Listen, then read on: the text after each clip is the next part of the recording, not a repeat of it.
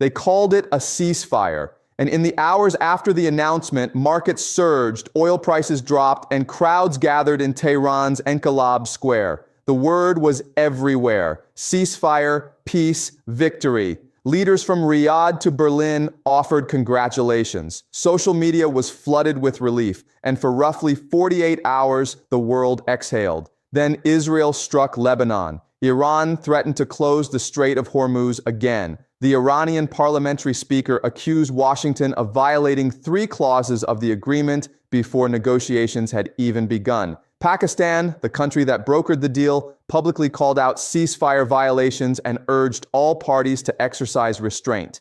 The White House denied that the strait had been closed again. Maritime intelligence firm Lloyd's List reported that only 3 ships had transited the waterway in the 24 hours after the ceasefire was declared.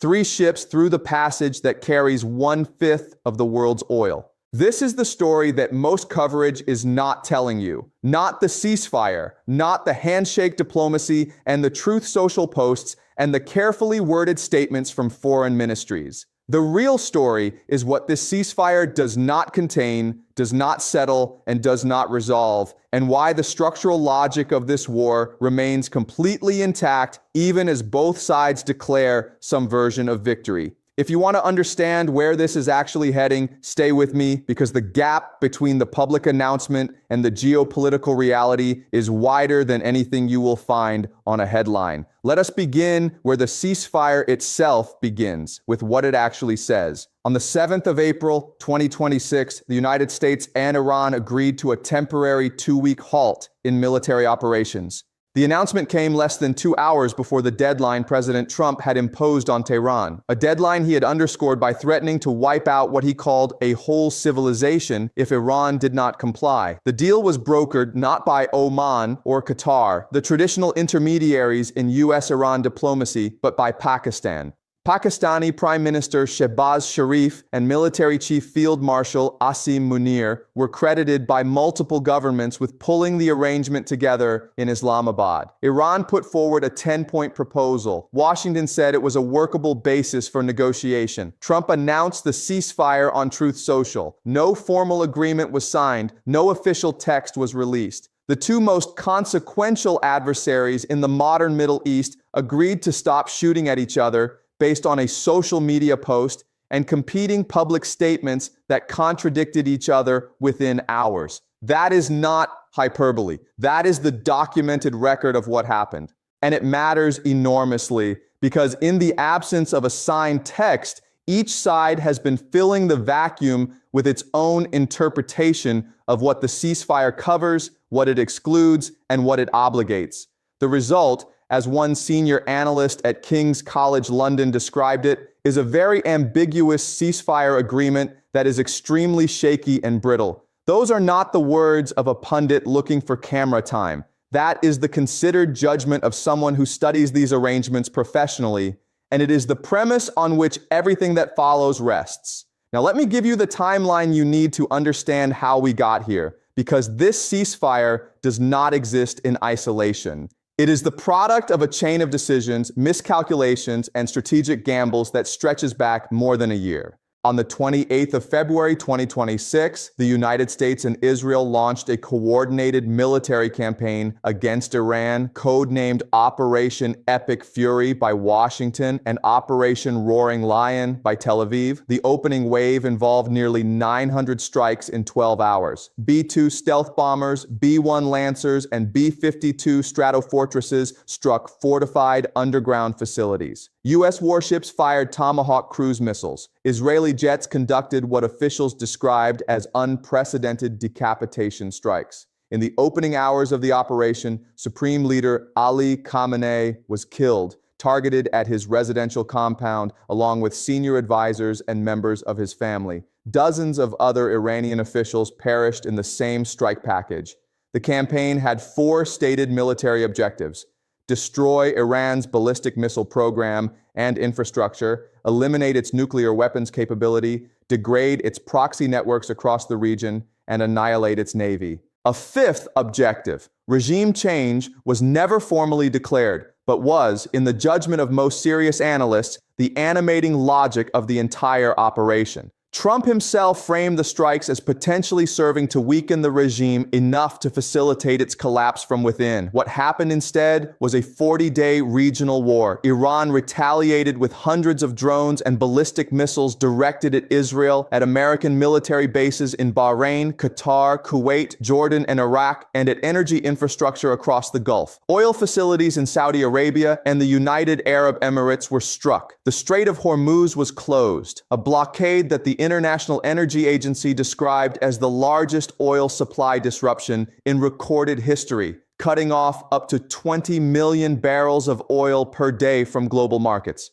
Brent crude climbed above $114 per barrel, a level not seen since the early years of the COVID pandemic. Fuel rationing began in parts of Southeast Asia. Commercial shipping rerouted thousands of miles around the Cape of Good Hope rather than risk the strait. Iranian proxy forces in Iraq fired over 23 drone strikes at U.S. assets in Erbil alone. Lebanon became another front as Israeli forces expanded operations against Hezbollah. By the time Pakistan began mediating in early April, over 2,000 Iranians had been killed. 13 American service members were dead, and 19 Israelis had been killed by Iranian strikes and drones.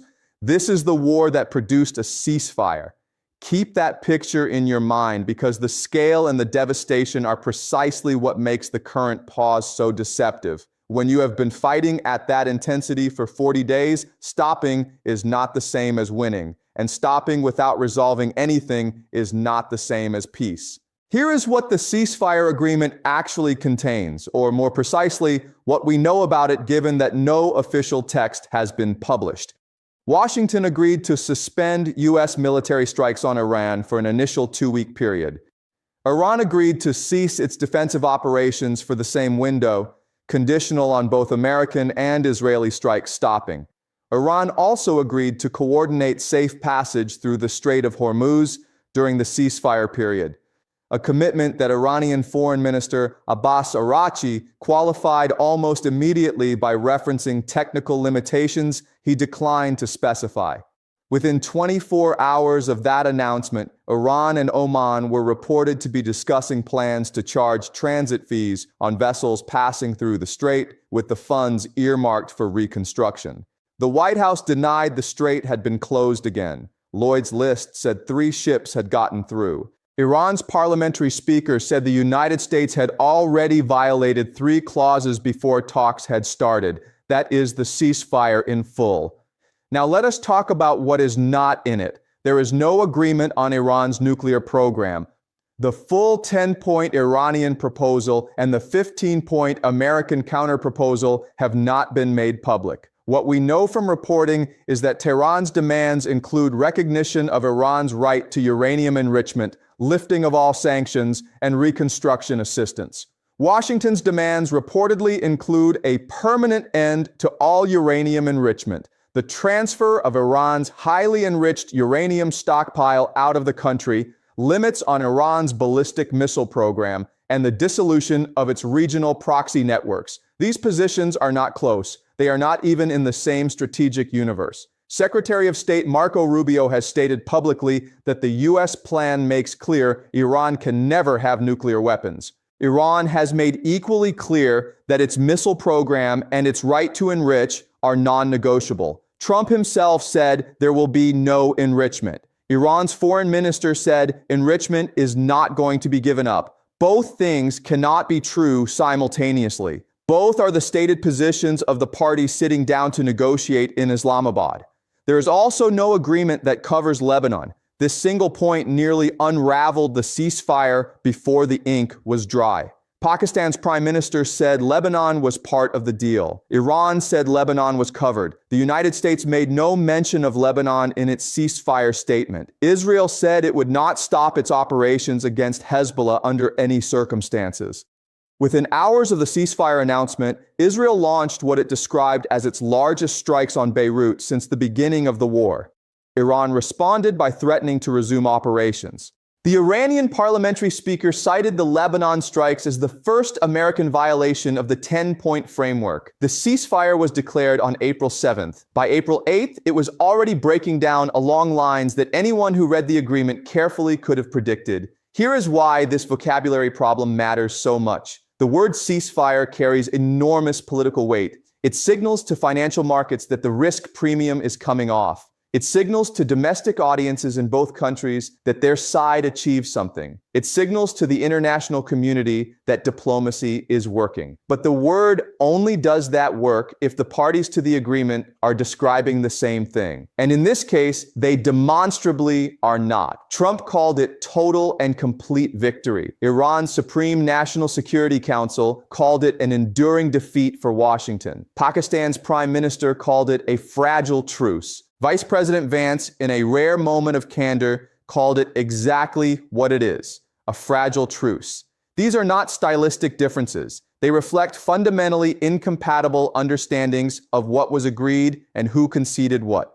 What is also missing from most coverage is this: the military picture has not materially changed. As of the ceasefire announcement, the United States still had approximately 50,000 service members deployed in and around the Middle East.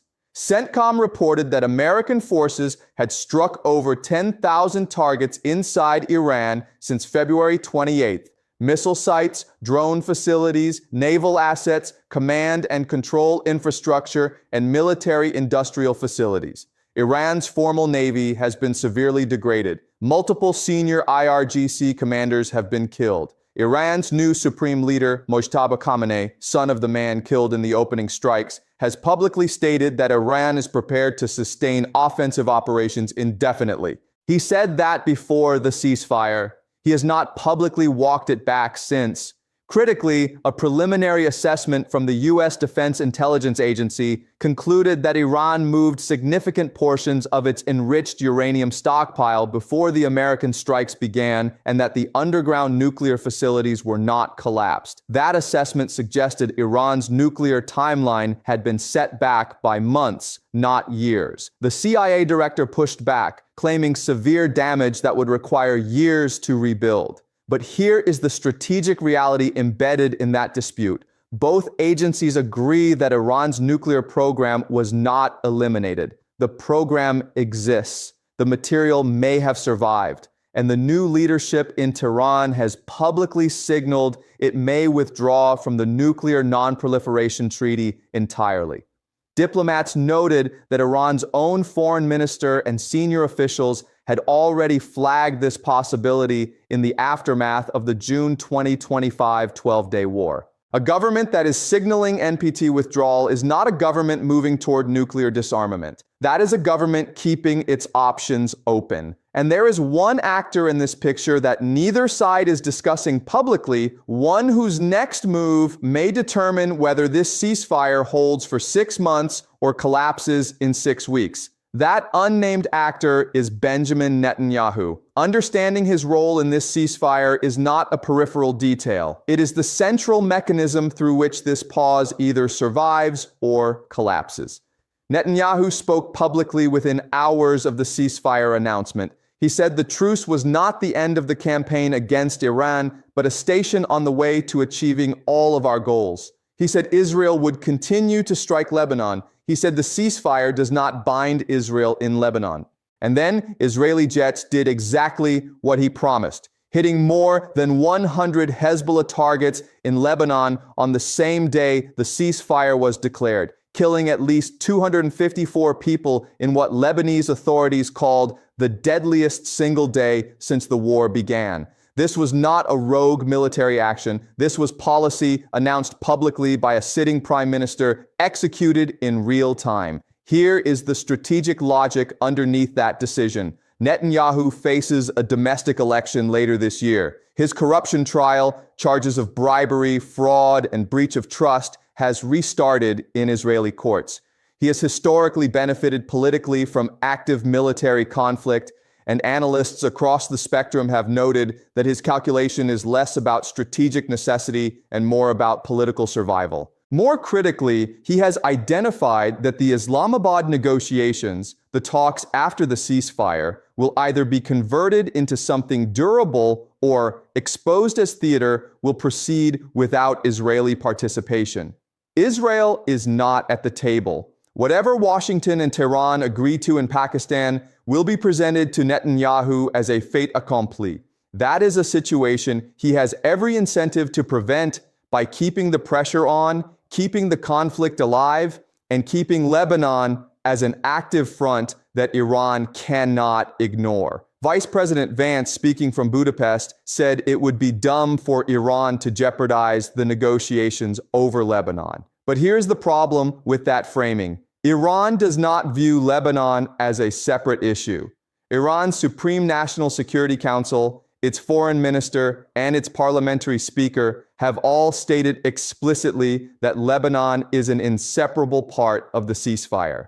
When Iran's deputy foreign minister told reporters that Tehran was on the verge of responding to ceasefire violations and was only pulled back by Pakistani diplomatic intervention, that was not rhetoric. That was a near resumption of active hostilities within 48 hours of the ceasefire taking effect. Pakistan reportedly conveyed messages from the United States promising to control Israel. Whether Washington can actually deliver on that promise is the question that will determine everything in the next 2 weeks. Let me make that simple. The United States brokered a ceasefire with Iran. Its closest regional ally is violating the terms of that ceasefire as understood by the mediating country, by Iran, by Lebanon, by the European Union, and by virtually every government in the world except Washington and Tel Aviv. Trump told Netanyahu to low-key it. That is the diplomatic infrastructure on which a durable settlement is supposed to be built. And the former Israeli ambassador to the United States has now publicly acknowledged that Israel and Washington are not even aligned on priorities. Israel is focused on recovering Iran's buried nuclear stockpile. Washington is focused on reopening the Strait of Hormuz to prevent a global economic catastrophe. 2 allies, 2 ceasefires, 1 table in Islamabad where neither has actually sat down yet. Now step back and look at the bigger picture, because even if Lebanon resolves, even if Netanyahu walks back the strikes, even if Iran stays at the table, even if the Islamabad talks begin on schedule, the underlying gap between Iranian and American positions on the core issues has not narrowed by a single percentage point. Iran's 10-point proposal demands recognition of its right to enrich uranium. The U.S. 15-point proposal demands a permanent end to all enrichment.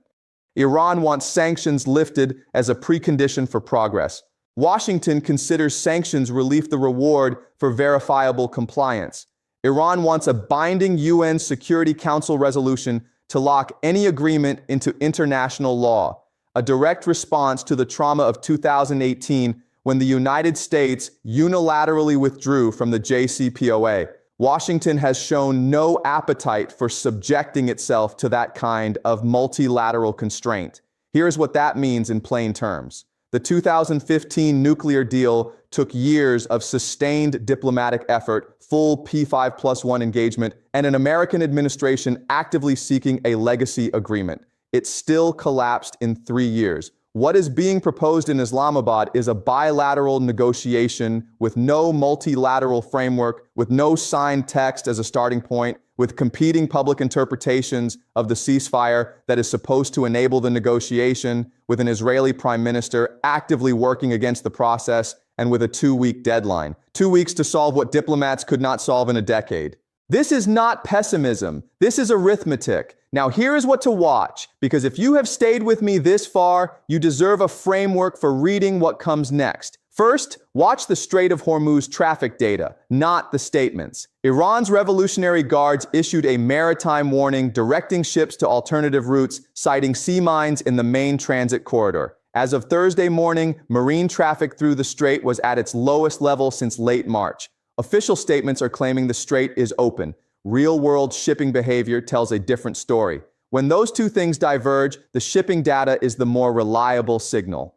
Second, watch what Washington does or does not do about Lebanon. Trump told Netanyahu to keep it quiet. Netanyahu's chief foreign policy advisor said publicly that Trump and Netanyahu are in complete agreement and praised the scale of the Beirut strikes. If the United States cannot or will not deliver restraint from Israel on Lebanon, Iran will treat that as confirmation that the ceasefire was never real. And Iran's president has already put it on record. If Israeli attacks continue, negotiations will be meaningless. Iran's hands remain on the trigger. Third, watch the enrichment question. The White House stated after the ceasefire that Iran's enrichment program would end, a condition Iran has categorically rejected as non-negotiable. The Iranian parliamentary speaker cited precisely that statement as one of 3 American violations before talks had even begun. This issue is not a bargaining chip. For Iran, the right to enrich is existential. It is the sovereign technology that gives Tehran strategic leverage in every future negotiation. Asking Iran to surrender it is not a negotiating position. It is a demand for unconditional surrender dressed in diplomatic language. Now let me give you the 3 scenarios clearly so you can assess which one you are watching unfold in real time. The first scenario is that the ceasefire holds. Pakistan successfully manages the Lebanon dispute, the Islamabad talks begin, and the 2 weeks are extended by mutual agreement. Negotiations grind forward on a partial deal, limited sanctions relief in exchange for enrichment caps and enhanced monitoring. This is the scenario that markets are currently pricing. It is also the scenario that requires the most things to go right simultaneously. Netanyahu restrains himself, Iran accepts ambiguity on enrichment, the United States accepts something short of complete Iranian nuclear surrender, and no third-party incident derails the process. Each of those conditions is individually uncertain.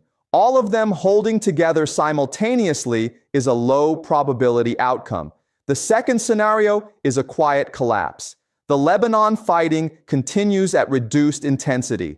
Iran concludes that the ceasefire is being used to rearm and reposition, not to negotiate seriously. The Islamabad talks begin, but produce no framework agreement within the 2-week window. The ceasefire lapses without formal renewal. Proxy escalation resumes incrementally across Iraq, Yemen, and Lebanon. Neither side formally declares the ceasefire over. The world slides back into low-grade regional war without a single dramatic moment to mark the transition. This is historically the most common outcome of ceasefires that lack a signed text and a clear arbitration mechanism. It is right now the most probable scenario. The third scenario is the one that produces the most severe global consequences. An Israeli strike on Iranian nuclear material, on an IRGC commander, on a Hezbollah weapons depot in Lebanon crosses a threshold that Iran cannot absorb politically under its new leadership. Iran responds directly. The United States is forced to choose in real time whether to defend its ally or protect the negotiating process it has staked its credibility on. If it defends Israel, the ceasefire dies and the war resumes at higher intensity than before. If it does not, the U.S.-Israel alliance enters the worst crisis in its history. Netanyahu has already handed Trump that choice once. He has every incentive to hand it to him again. Here is what I want you to take from this analysis. A ceasefire is not a settlement. It is a pause. And a pause without a structural agreement is a timeline. A countdown to the next escalation, the next missed deadline, the next public statement that contradicts the one made 6 hours before. What is unfolding right now in the U.S.-Iran conflict is not a peace process. It is a pressure management exercise. And pressure, when it has nowhere to go, does not dissipate. It builds. The Strait of Hormuz carries 1/5 of the world's oil. Brent crude is still above $100 a barrel. The Defense Intelligence Agency's preliminary assessment says Iran's nuclear program was set back by months, not years. The new supreme leader has publicly said Iran will fight indefinitely. Pakistan is managing a ceasefire that its own prime minister says is being violated. And Benjamin Netanyahu has told his country on camera that this war is not over. This story is not ending with today's headline. It is just entering its most dangerous phase.